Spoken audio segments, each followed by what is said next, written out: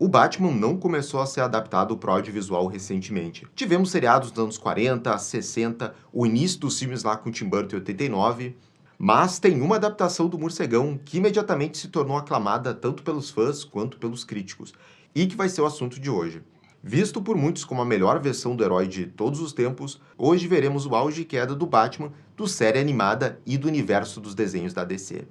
Galera, hoje vamos comentar então a trajetória dessa versão aqui do Batman. Vamos falar então dos principais acontecimentos desse Batman que está presente lá no Batman série animada, como também a história dele que continua nos outros desenhos que fazem parte desse universo animado. Que ainda tem lá o desenho do Superman, tem o desenho da Liga da Justiça, é o auge e queda então desse Bruce Wayne Batman do série animada. Tudo isso então depois da abertura.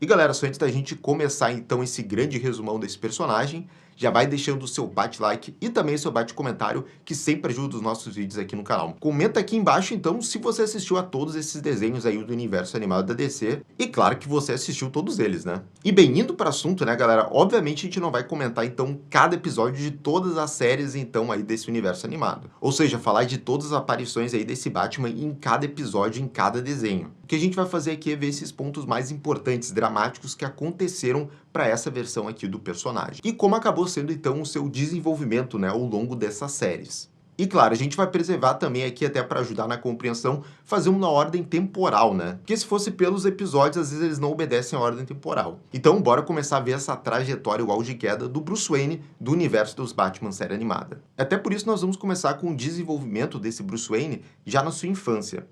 E nós podemos ver que, desde criança, o jovem Bruce já tinha um interesse por heróis mascarados, que aqui se marca presente na figura do Fantasma Cinzento, um personagem da série da TV que o Bruce assistia com seu pai, e que se tornaria uma influência enorme na sua vida mais pra frente. E é muito legal que a gente sabe que esse Fantasma Cinzento ele acaba sendo como uma homenagem dupla pro Batman. Porque primeiro ele é fortemente inspirado nos heróis pulps, né, da década de 40, que foram as principais influências para a criação do Batman. O Bill Finger e o Bob Kane se inspiravam muito nesses heróis, como o Sombra. E a outra homenagem fica na conta de quem dublou, né, esse Fantasma Cinzento do desenho, que foi o Adam West, que fazia o Batman lá da série de 60, que acaba sendo uma homenagem ali para ele. Mas é também na infância do Bruce que ele passa pelo evento que mudaria tudo, a fatídica noite no beco do crime. Porque ao sair de uma sessão de A Marca do Zorro, a família Wayne dá de cara com o assaltante Joe Chill, que tira as vidas do pai do Bruce, e o que o traumatiza para sempre.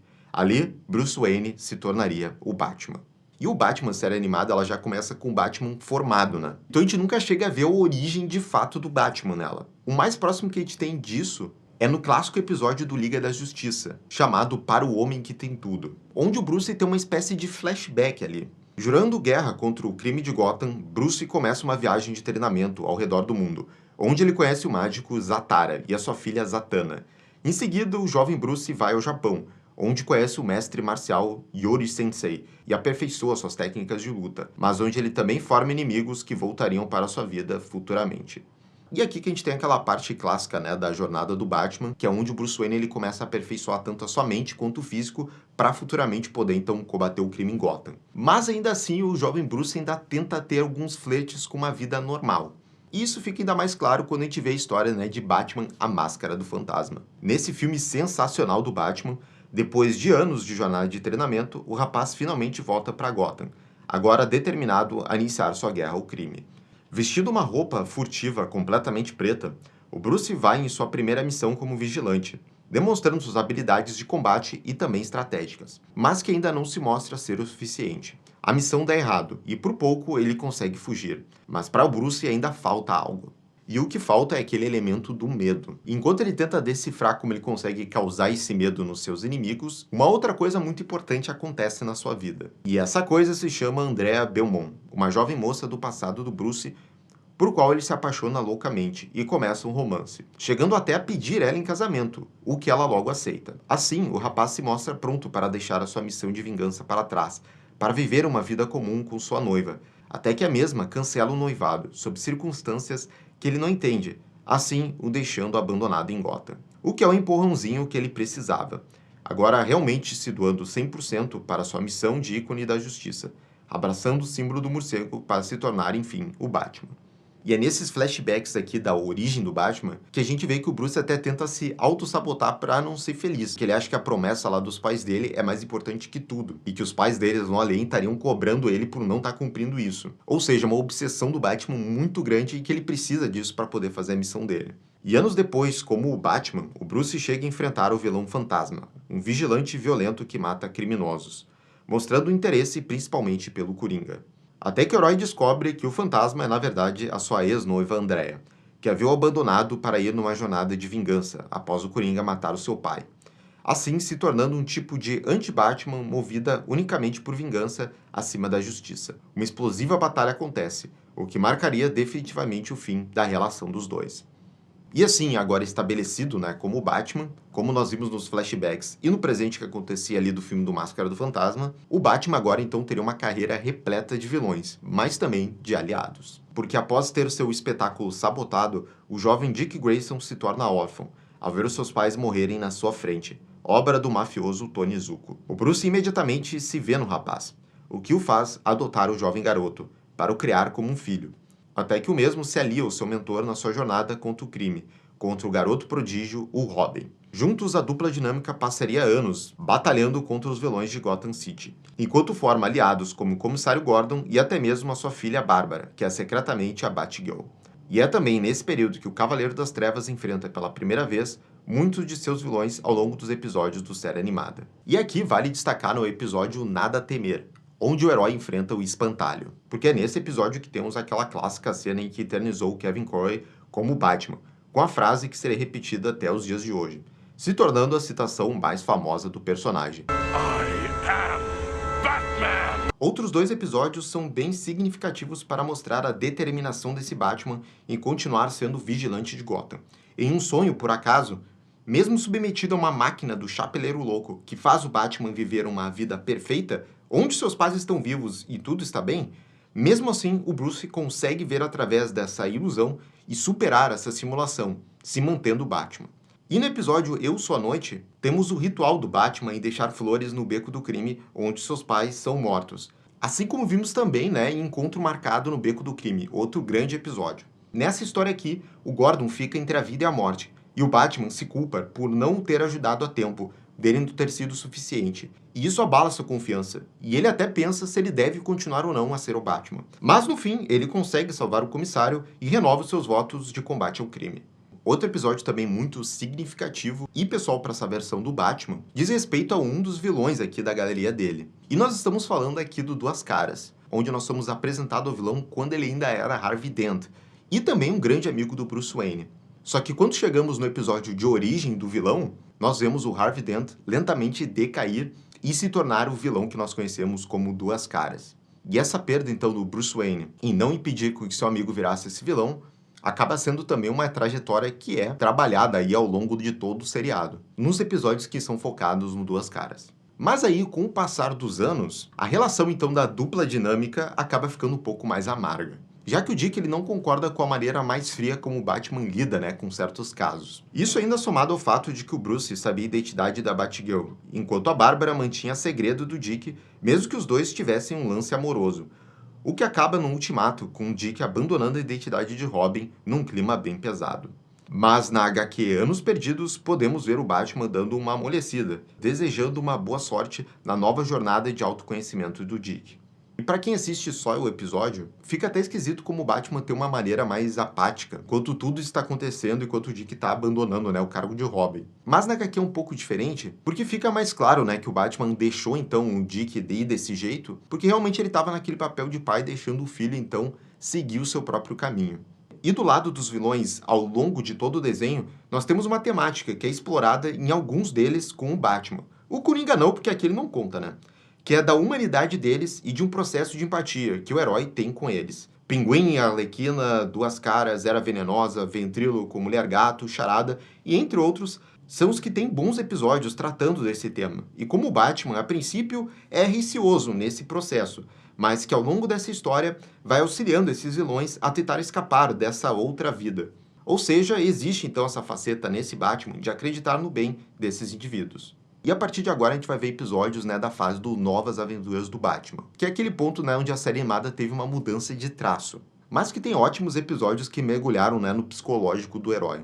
Logo de cara, nós temos a introdução do Robin Tim Drake, que teria sua origem explicada no segundo episódio dessa nova etapa da série animada. Após o garoto ficar órfão, vemos mais uma vez no Bruce essa figura acolhedora de um pai, que passou pela mesma dor que aquele garoto passara.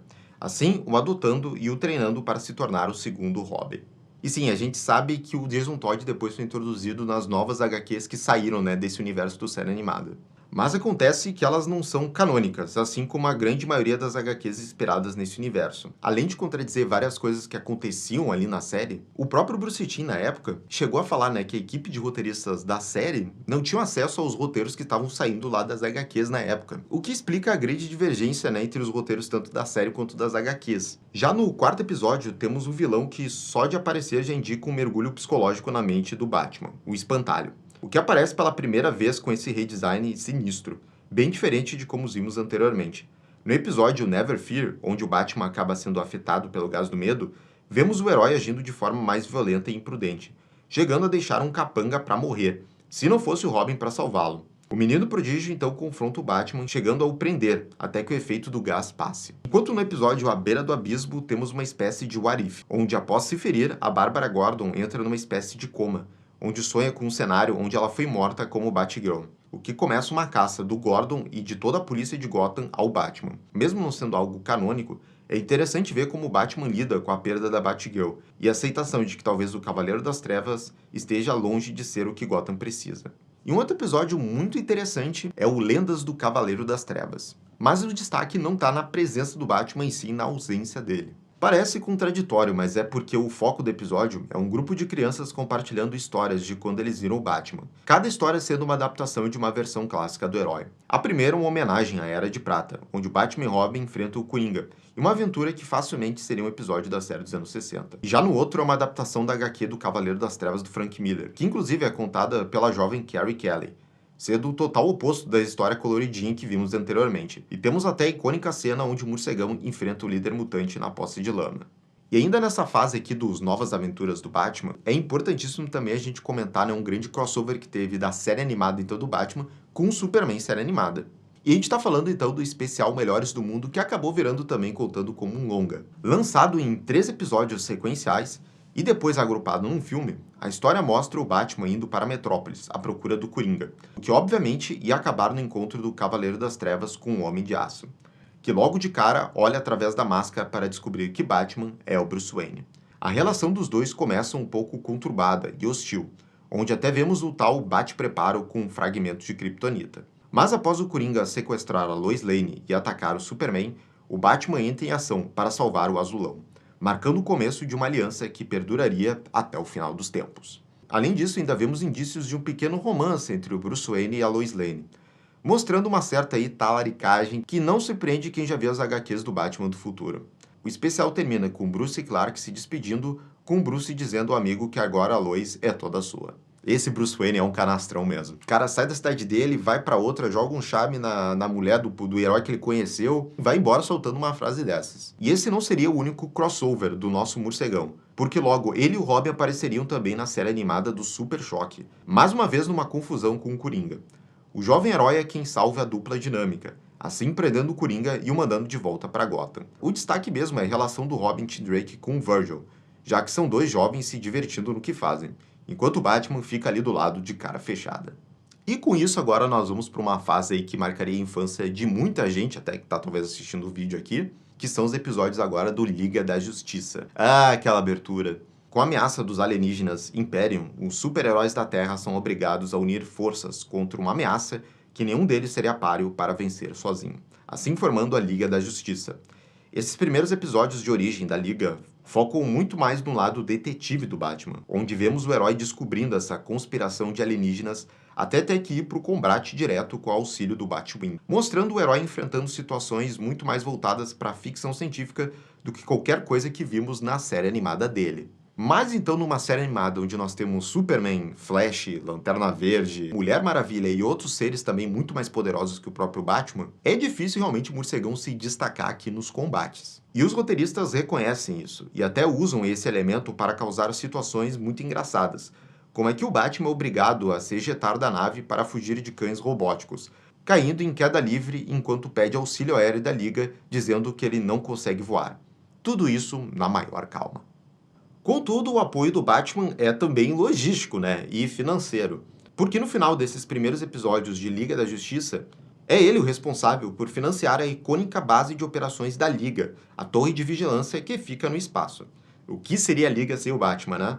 E a melhor coisa realmente do Batman aí durante esse desenho da Liga é justamente a interação dele com esses outros heróis. Quase sempre acaba tendo algum momento de humor dele, mas que o Batman tá sempre com aquela cara dele. Como no episódio em que a Liga precisa se esconder da invasão Tanagariana, trocando as roupas para suas identidades civis, quando o Flash diz não ter confiança suficiente para revelar a identidade dele para os colegas. E aí que o Batman o interrompe e fala a identidade dele em voz alta, assim como a dos outros membros, logo em seguida revelando a sua própria, o que termina com Ollie o chamando de exibido. E antes dessa invasão Tanagariana, tem um episódio muito significativo para esse Batman. Em No Além, acontece uma possível morte do Superman, onde ele desaparece. Todos da Liga sentem muito esse impacto. Contudo, Batman demora em acreditar que o Super possa ter morrido de fato. Só que aí vem um momento onde um Batman desabafa no memorial do Superman. E é muito emocionante, mostrando o enorme respeito que o Bruce tinha pelo amigo. Mas né, a gente sabe que o Super não estava morto. E aí os episódios onde o Batman acaba se destacando bastante aqui no desenho é quando os roteiristas resolvem valorizar aí um dos aspectos mais importantes do Batman, que é o intelecto, né, a mente dele.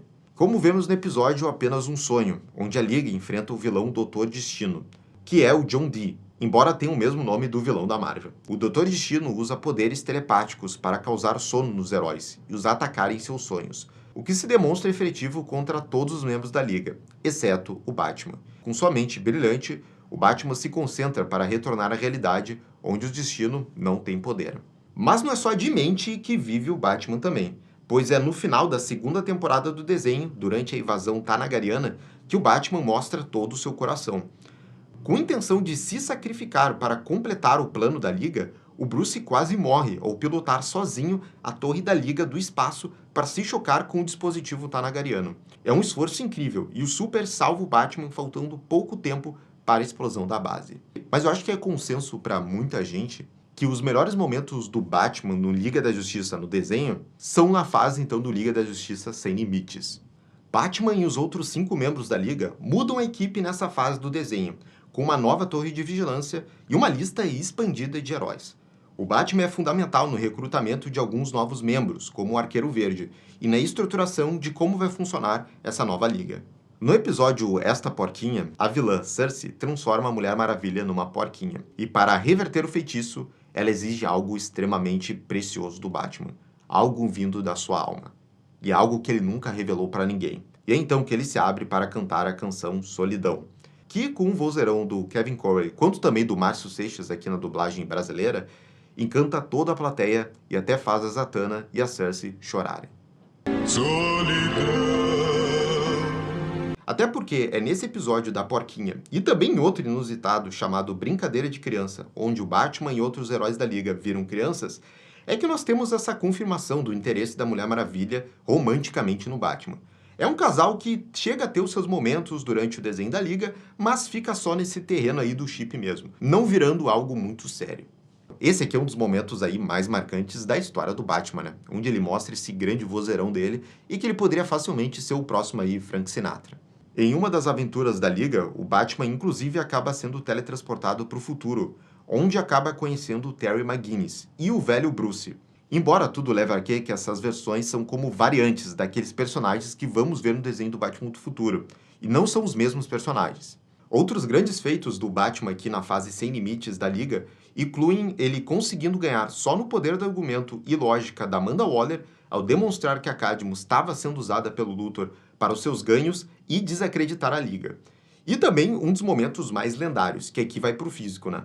Que é do morcegão acertando o golpe no Darkseid, do episódio final do desenho.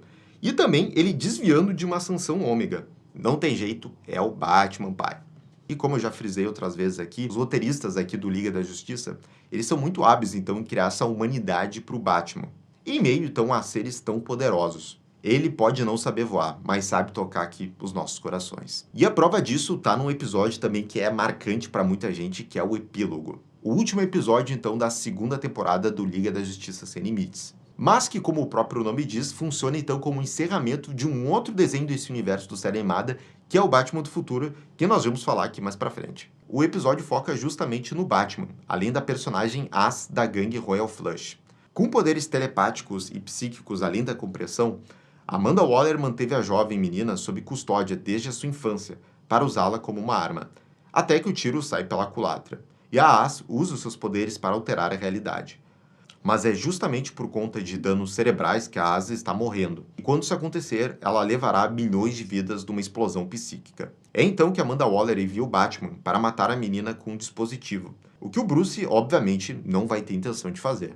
Ele se identifica com a garota, já que também teve a sua infância roubada dele, e assim a faz companhia num momento emocionante e fofo, até que a garota acaba morrendo pacificamente. E esse momento aqui surpreende todo mundo, principalmente a Amanda Waller, que percebe então a importância do Batman. Ou melhor, a importância de um Batman, né? Talvez não então um Bruce Wayne, mas tem que ter sempre um Batman. Mas é agora, nesse momento aqui do vídeo, que nós vamos para um momento aí mais sombrio. Que é agora que a gente vai ter que tocar então nos flashbacks que aparecem no filme, né, do Batman do Futuro, O Retorno do Coringa. Em uma missão solo, o Robin Tim Drake acaba sendo sequestrado pelo Coringa, ficando desaparecido por dias, enquanto Batman e Batgirl o procuram incansavelmente, até chegar no asilo Arkham. E o que vem a seguir, vocês meio que já sabem, né? É uma sequência aí que é muito memorável. É o principal momento aí desse filme do Retorno do Coringa e o que mais chama atenção. O Coringa revela num filme o que ele tem feito com o Robin, uma lobotomia pesadíssima que faz o pobre Tim Drake enlouquecer e virar um Coringa Júnior. E ele chega até a revelar a identidade do Batman pro Coringa. E aí que vem um momento genial. A sensação de descobrir a identidade do Batman pro Coringa é o mesmo que abrir um presente de Natal antes da hora, uma decepção. Por fim, o Tim consegue usar a pouca sanidade que lhe resta para acabar com a vida do Coringa, marcando assim o que seria o último encontro do palhaço do crime com o Cavaleiro das Trevas. Ou mais ou menos isso. E esse evento então é tão traumatizante, né, para a Bat-família, que o Tim acaba então deixando de ser o Robin e aposentando então o manto definitivamente. Mas ainda assim o Bruce continuou sua trajetória como Batman por mais anos ainda. Ele chega a usar o traje que futuramente seria do Terry, numa missão de resgate de uma atriz famosa. O herói enfrenta um grupo de criminosos comuns, o que normalmente seria muito fácil para o Batman. Isso até que ele sente fortes dores no coração, típico da velha idade, o que o força a utilizar uma arma de fogo para ameaçar o criminoso e sair vivo dali. E por isso, após ter segurado uma arma de fogo, o Bruce resolve aposentar o manto de Batman. Isso se passa então naquele início, né, dos 2 episódios iniciais do Batman do Futuro, que tem esse começo aí do Batman que é sensacional. E que marca então como esse Batman se aposentou.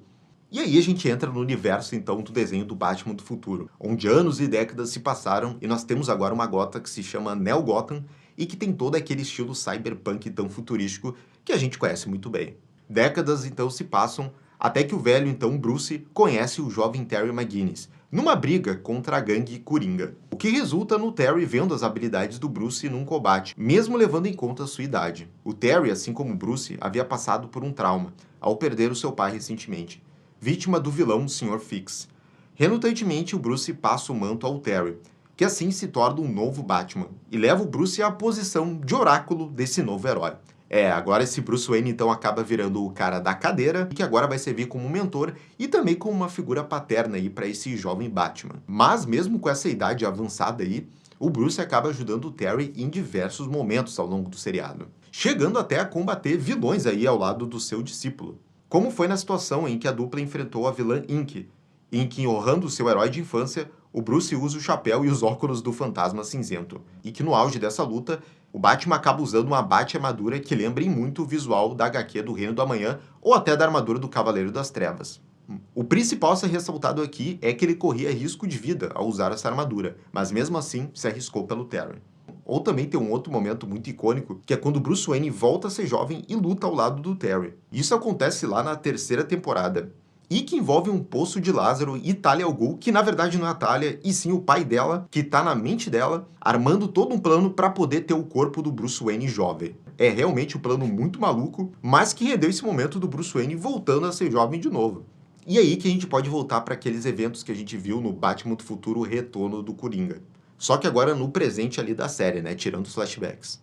Nessa etapa do desenho, o Bruce tinha retomado o controle das empresas Wayne de Paxton Powers, Isso porque ele tinha ficado recluso, né, depois de ter desistido de ser o Batman e desinteressado na vida. Mas com a influência do Terry, o Bruce volta ativa como pode. Dessa vez agora no lado empresarial, deixando o papel de Batman então para o Terry. No filme tem um momento em que o Bruce está num evento empresarial, onde o, entre aspas, novo Coringa aparece, causando uma baderna no local e provocando o Bruce, dando a entender que ele sabe do seu lado heróico. Não demora até o Bruce ficar cara a cara com aquele sorriso doentio. O velho Bruce reconhece que aquele é o Coringa, mesmo que ele tivesse morrido. A partir desse momento, Bruce se fecha completamente, evitando o assunto toda vez que o Terry indaga, e até falando pro Terry desistir de ser Batman. Logo, a ameaça se torna inevitável, quando o próprio Bruce é atacado na Batcaverna pelo Coringa, e acaba sendo vítima da toxina do riso. Felizmente, o Terry chega a tempo, conseguindo levar o Bruce aos cuidados médicos antes que a situação piorasse. E com o Bruce, então, fora da jogada, cabe ao Terry, então, se mostrar merecedor, então, do título de Batman. E o filme acaba tratando o que acontece aí ao longo da série, que é do Bruce, então, aos poucos deixando esse papel de Batman mais pro Terry, né? O Terry se mostrando merecedor, então, desse manto. O jovem Batman enfrenta o Coringa, que, na verdade, era o Tim Drake, que desenvolveu a personalidade do Coringa por conta de um chip implantado na época em que ele tinha sido sequestrado pelo Coringa. No final, esse evento acaba sendo benéfico para o velho Bruce, pois permite a ele fechar essa velha ferida em relação ao Tim Drake, e também se aproximar mais da Bárbara Gordon, que nesse universo aqui virou a comissária de polícia de Neo Gotham. E também porque eles estavam brigados, né, por toda uma treta no passado. E a partir daí, então, agora nessa linha do tempo do Bruce Wayne de série animada, muitos anos se passam e o Terry então se firma como esse novo herói de Gotham. E é então que a gente volta de novo para outro episódio que a gente mencionou, que é o episódio epílogo, que é lá no Liga da Justiça, que conta esse fechamento aí do arco do Terry, quanto também um pouco do Bruce Wayne. Ainda mais então no futuro, nós vemos que o Terry já se tornou um homem crescido, e o Bruce, já idoso, finalmente consegue a paz para descansar. Isso até que um segredo bizarro é revelado. Descobrimos que após os eventos com a As, Amanda Waller ficou tão obcecada com a ideia do mundo precisar de um Batman que ela tomou medidas preventivas para a iminente aposentadoria do Bruce.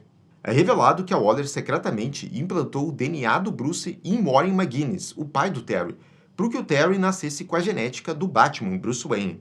E ainda por cima, a Amanda contratou a Andrea Belmont para matar os pais do Terry na saída do cinema e recriar a origem do Batman, mas a fantasma hesitou e desistiu de última hora.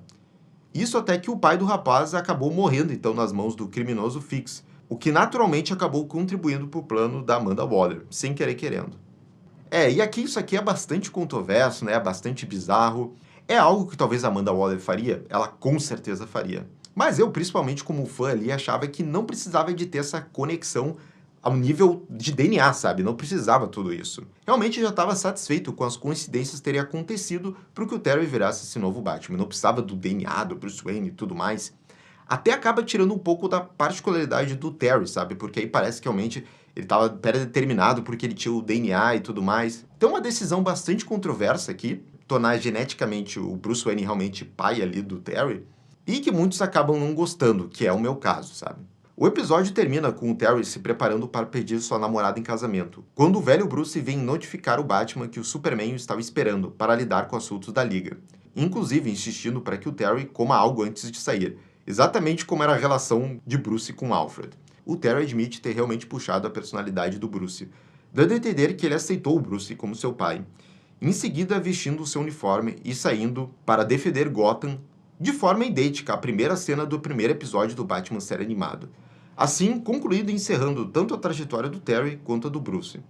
É realmente assim como um ciclo se encerrando aqui, né? A gente tem agora esse Bruce Wayne ainda mais velho, né? Ele tem que tomar bastante comprimidos, ali a gente vê que realmente ele já tá numa idade bastante avançada, e que realmente esse episódio do epílogo acaba fechando aí tanto essas duas pontas, né? Tanto a do Batman lá do série animada, quanto também pro Terry do Batman do futuro. E não seria a primeira vez que o Batman do futuro, né, esse universo, teria elementos polêmicos em flashbacks, já que uma de suas HQs, num flashback, a Bárbara Gordon revela estar grávida do Bruce, mesmo estando num relacionamento com o Dick Grayson. Mas como isso é daquele universo que era das HQs ali não chega a ser canônico, então a gente não entrou tanto em detalhes aqui para essa cronologia então do Batman série animada. E galera, esse aqui foi um resumo aí dos principais acontecimentos dessa trajetória do Batman do universo dos desenhos e séries animadas. Agora eu quero saber de vocês aí, se vocês consideram essa versão do Batman aí a melhor de todas, qual que vocês mais preferem, E já sabe também, né, galera? Se inscreve aqui no canal e clica no sininho de notificação para receber todas as atualizações aqui da Batcaverna. Até a próxima, gente. Tchau, tchau.